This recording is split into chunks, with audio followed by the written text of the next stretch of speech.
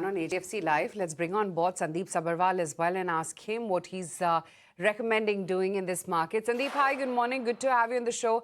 Sandeep, the March lows are now behind us. Basis what the earnings are, basis that while the markets are definitely assuming or pricing in that the war has ended, crude somewhat has not settled in. And then, of course, earnings at large in line to a mixed set is what we've seen so far, at least from the earnings pool. Where do you think the market is headed next after this 10% recovery from the March lows at an index level that we've already seen? Hi, morning. So on crude oil, obviously, no one can make predictions on where the price will go, like it's just shooting in the dark. But I think from what I have observed is that now negative information on any negative news which comes out just creates a small spike, but any positive development or uh, hints of a positive development actually leads to crude oil actually cracking. So that reflects how the structure is playing out. So I think once the actual deal happens, the, from the looks of it, it seems that crude prices could crack pretty strongly. So I think that's one part. Second part, I think the result season is actually turning out to be quite good overall, if you see. Like many companies, consumer companies, like the retailers which have reported results, fashion companies like apparel companies which have reported results, or even most of the consumer companies, let's say there were some outliers like Britannia and all which didn't do as well in this quarter. But overall, most consumer companies, despite all the headwinds, have reported decent numbers and also looking and giving decent guidance. So I think the economy is well placed. The decision of the government not to increase fuel prices, at least till now, is a good one because it's helping to sustain the momentum which came about because of GST rate cuts and the tax breaks which were given last year. So I would think that overall the Indian economy is pretty well placed at this point of time. Uh, so if the war again erupts and we again see some sort of spike in commodities, etc., then that will obviously be a negative. But if the base case is that now the hostilities will not restart, and although when the deal will happen, no one knows. So I think things should be okay. So, assuming that that's the base case and hostilities don't begin anywhere else, is it as good as it gets, Sandeep, or do you think the markets can move up and attempt the record highs too? So I would think that if the war was not there, and given the way the results have come out, and the outlook would have been if the crude oil prices were $70, $80, not $100, which they are today, the markets could have been 7 to 8% higher than what they are right now. So potentially at new highs. So I think once things settle down, I would think that we should see the markets move to new highs, not in a week, not in 10 days, but in a few months. Would you concur with that view? Does it seem like we're headed there next? Yeah, the only thing which is topping our markets, of course, is the crude oil prices, which is still at an elevated level. Because otherwise, when you look at the global context, it's a phenomenal bull market sort of thing, which is going on. Whether you look at Nasdaq, you look at S&P 500, you come back to the Asian markets also. I think most of the Asian markets have come back closer to their previous lifetime high. Some of them have even crossed about those previous life highs. That generally happens when the sentiment starts to improve significantly. And I think our markets are the only ones which have still in the neutral kind of a zone relatively. So, we're still 10% down approximately from the previous lifetime highs of 26,200 for the Nifty. But I believe that maybe the bigger overhang is what's happening to the crude oil prices. That's acting or adding to the sensitivity for our markets. Once that settles in, I would believe that our markets should be on cruise mode, coming back to the lifetime high levels. Sandeep, global markets are at record highs. If West Asia crisis gets resolved, do you think that Indian markets will have a catch up to do, or it's going to be earnings led only? So we have been hoping for a catch up for a long time. That catch up doesn't happen. But that aside, I think the so markets are a slave of earnings. So eventually, I think it will track how earnings do. Why markets like Korea and all are doing well? Because there's a phenomenal earnings growth because of the momentum that some of their top companies are showing because of the AI boom and shortages in many components which go into various kinds of gadgets, etc. Now, in India, we don't have that kind of story, but as some inflation picks up, as companies show pricing power, and as earnings sustain, we will definitely see the markets do better. And the current quarter results and the commentary which is coming out of companies gives me specifically a lot of comfort. So I would think that there is too much pessimism around how India would do.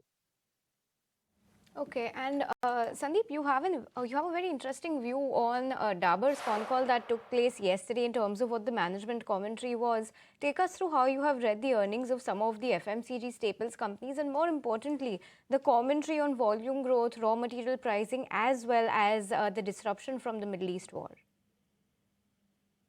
Yeah, so obviously many of the companies which have presence in Middle East because of the large expat Indian population or in other countries have got impacted due to uh, demand getting impacted, the cost of transportation obviously getting impacted, shipping costs have gone up sharply, etc. So I think all those and packaging costs have gone up substantially. Leaving all that aside, most of the companies which I have heard post results or even the results, for example, like Dabur was pretty bullish on how they'll be able to sustain margins and grow over the next few quarters. I think that's pretty encouraging. You look at numbers which companies like from results which came out yesterday, Pidilite reported very strong numbers, a very strong volume growth, 15-16% volume growth. Some other paint companies also have, like one or two only have reported, but the results have been good. So I think overall this space is seeing decent pickup. GST rate cuts have really helped them, and they have some leeway to pass on prices because of cost impact. Now, there's only a particular amount of inflation or price increases which consumers will be able to take. So I think all that people have been able to do, companies have been able to do, and it's getting absorbed. But a sustained higher price regime can obviously impact demand. So I think it again everything comes down to how long and how much the crude oil prices and the derivatives sustain higher. Interesting. Okay, Sandeep, hold on to that thought. Let me take it across. And we were just flagging off what the expectation from SBI is. Sandeep, what are you, anticipating from SBI after what we've seen from some of the private banking peers? Because the street is pinning really high hopes on SBI's performance. Most of the banking results have been somewhat muted because net interest income growth has been subdued given that cost of funds have gone up and there were RBI rate cuts, so the cost of what they're getting on the advance is lower. Then there is bond losses, etc., which have come up more on the PSU bank side. So I think expectations overall should not be as high. So I would think that the results could be muted. I think all we need to track right now is the asset quality, which has improved significantly for all banks and NBFCs across the board. So there's no reason why SBI also will not do that. The growth guidance for next year will be keenly watched and what they are saying on their margins. Okay, so that's on SBI, and overall, yes, it's been a mixed bag coming in from the larger private banks. PSU banks have also been in focus, and of course, all eyes are going to be on SBI later today. Kunal, if I have to take your view on how the entire banking and financial package shaping up on the charts, the larger private players versus the smaller private players, and how that entire basket stacks up against PSUs, which basket are you liking more at this point? So the smaller or the mid-cap end of the private sector banking names are the ones which are very strong. So, you look at Federal Bank, you look at RBL Bank. I think these stocks have stood out, for major part of the market rally. In fact, when you look at this comparatively over the last 1.5 odd month, from the March end lows for many of these names, these stocks have given returns somewhere around 25 to 30% approximately from the previous swing lows. So that tells you the kind of degree of outperformance. Now, when you stack this up with the likes of ICICI Bank and HDFC Bank, etc., these stocks have given, I think, a mid-single-digit kind of price returns for themselves from the previous lows. So that tells you the degree of outperformance over here from the private sector banking names.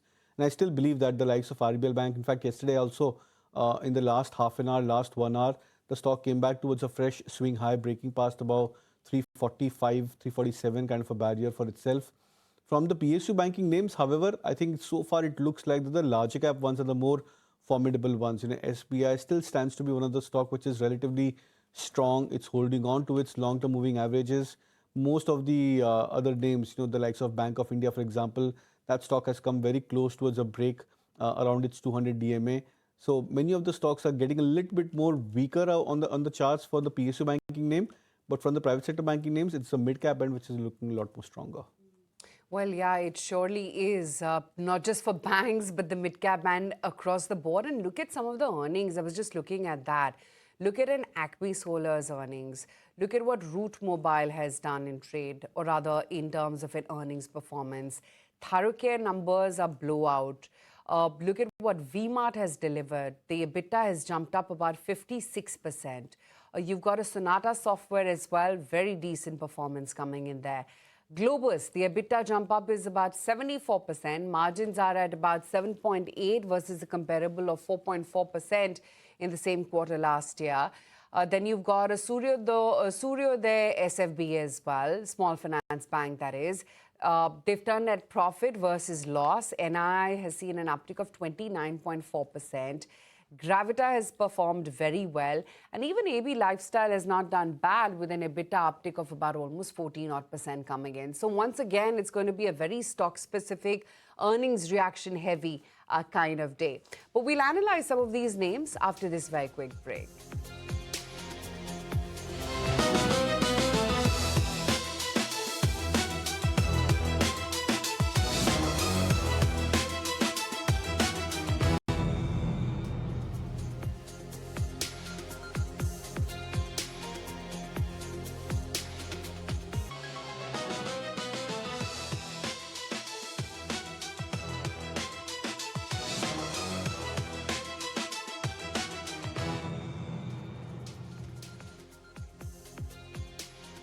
Back with the market, and the focus is going to be today on some of the earnings candidates and some very good numbers reported from V-Mart Retail that Aisha was highlighting before the break. Let me take you through what those numbers look like. It's a beat across the board. The same store sales growth is up 12%.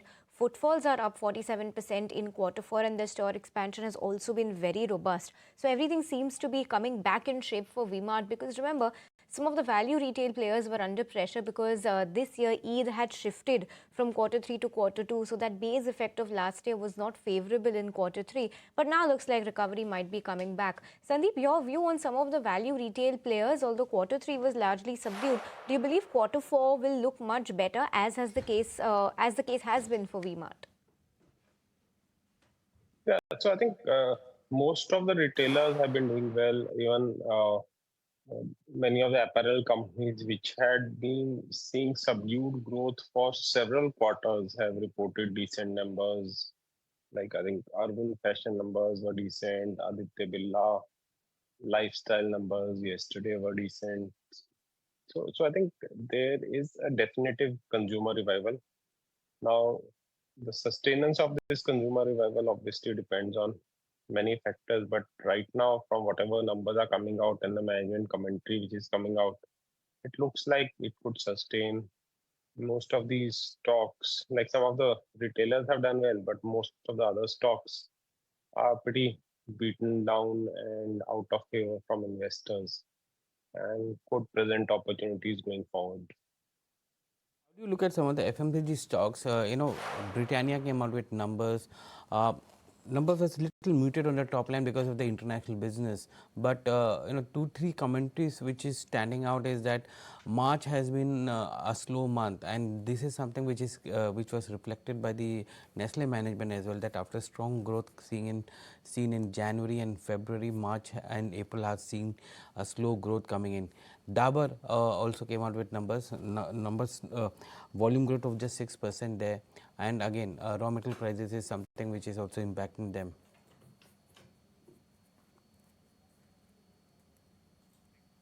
Sandeep? Yeah, so we discussed about FMCG, and I like most of the companies are indicating sustained demand. They are in the process of passing on price hikes because of packaging to the consumers. So I think that's happening. So I think the cost increases are across the board. It's for the entire economy. But as of now, consumers are absorbing it.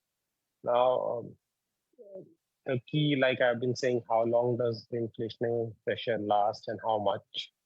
And secondly, the other additional factor is how El Nino or the rains impact rural output, like agriculture output, and thus rural demand. So I think that's another additional factor to look at. But overall, most of these stocks are out of favor, beaten down, very under-owned. So if they continue to do well, then they could have upsides. Sandeep, once again, you are seeing renewed vigor across the defense pack. I was looking at Cochin Shipyard, for instance. One of their arms has bagged an order in the range of about almost 100 to 250 odd crore rupees. Renewed vigor for BDL. You had Bharat Forge, which is also a defense play. That looked very charged up after its numbers yesterday. Any new names within defense that you're looking at? Nothing new. I think all of these companies continue to do well. So I think shipyard companies definitely should be in the or like investors should be looking at them on every correction. So I think on the most of these companies have already bounced back substantially from the bottoms. So I think people need to wait for bad market periods, bad phases, because these are very, very long-term growth stories. Otherwise, the defense play doesn't expand so much. So I think the companies remain more or less the same. It's just that when do you buy them? So when you buy them, when they somewhat go out of favor, which happened a few weeks back. So I think that's how it is. Bharat Forge is a combination of defense, aerospace, plus their core auto business. Like they have guided for very strong growth next year. But the stock has been one of the huge outperformers. Like we also own it. But I think it's run up substantially. So in the near term, I would think that it could more consolidate more rather than move up very sharply from the current levels. Kunal, I wanted your take in on the charts of some of these big movers from yesterday, Bharat Forge, BDL, and let me throw in a BHEL as well in there. Yeah, I think Bharat Forge is interesting because the stock confirming a breakout of the previous highs in 2024 around the 1900, 1950 mark, which was the previous major resistances. Historically, whenever Bharat Forge has confirmed such kind of a breakout after maybe a patch of 1 year, 1.5 odd year of consolidation, it's generally moved up, very slowly, gradually, of course, over the next 10 to 15% higher, which means broadly we could be looking at 2,200, 2,250 as the 3 months, 6 months target for Bharat Forge. BHEL, I think, is a different case altogether. The stock has seen almost like a vertical takeoff from those sub 300 mark. 260 approximately was the low for BHEL, and the stock has jumped up to 400 to 410 range in the recent past. So after this kind of a big rally for BHEL, it looks like that the stock is now getting ready for a bigger breakout on the weekly, monthly charts. The only concern over here for BHEL is that the indicators on the daily time frames have entered into an overbought territory. So which means potentially in the next maybe few weeks, you might expect the stock to cool off a little bit from current levels and maybe head back towards the first immediate support, which is around the 370, 375 mark. But if that happens for BHEL, that should be taken as a good buying opportunity. Bharat Dynamics, as I highlighted earlier, that the defense names is something which overall, as basket looks very strong. And we are looking at a point where many of these defense stocks are getting into that very strong swing breakout on the monthly charts. I strongly sense that we could be looking at the next 6 months to 12 months of a very strong return emerging from many of these defense names, including BDL. Okay, even from these levels, another 6 months of strong gains. The star performer yesterday, of course, was paytm. A milestone sort of profitability quarter, if you will, for them. It surged after announcing its first full year net profit, that of about 552 odd crore rupees, given that the company has been loss-making since its 2021 listings. So strong operational numbers, the revenue jumped up about 18.4%. Global brokerage conviction is now coming back on the stock price, and which is why you saw many brokerages upgrade their FY27 to 28 earnings. But Sandeep, I'm curious to know what you thought of Paytm's earnings. Yeah, overall results were decent, but it's still a loss-making company. If you remove other income from whatever profits they reported, it's still loss-making. Now, a large part of the money they are making now is coming out of distribution of financial products, loans, etc., the commission income. It is not a very high PE business. So what the markets are valuing the company at, I think they are valuing the company much higher than what it deserves to be valued at. Well, BSE's earnings were another very strong set. Just take a look at, what that stock has done. And, I'm sure you will see an earnings reaction once the markets open as well. Extremely strong top line. Derivative growth has managed to boost their operating efficiency and margins as well. So very good numbers from, BSE. And you've seen an adjusted EBITDA margin uptick of about almost 346 basis points on a sequential basis. This is definitely one stock to look out for. Kunal, out of the entire capital markets pack, off late, BSE has been the very strong one. Is that the reading on the charts too? Yeah, absolutely. In fact, it's been a lot more consistent chart, on the longer term basis also. There was this very recent correction for BSE when the stock corrected from, I think, 3,000, 3,100 towards 20 to 2,300 mark in second half of 2025. But the way the stock has recovered from those levels, I think breaking past about 3,000, now coming very close to that 4,000 levels, I think it's just spectacular because this has been a lot more consistent chart from 2021-22 onwards. The price returns for BSE has been just stellar. So it's the manner in which the stock has been moving into a lot more consistent upside. The other stock which comes very close towards this kind of price trajectory is MCX. Even that stock has been looking quite strong. We've seen a very consistent price uptake for MCX also. Sandeep, how do you look at BSE earnings? If you look at the April month, there were 5 expiries in BSE and 4 in NSE, and as a result of which the market share of BSE did go up in that month. But on a valuation point of view, 45 times 1 year forward, how do you look at BSE? Yeah, so now BSE and NSE unlisted stock valuations are more or less converged.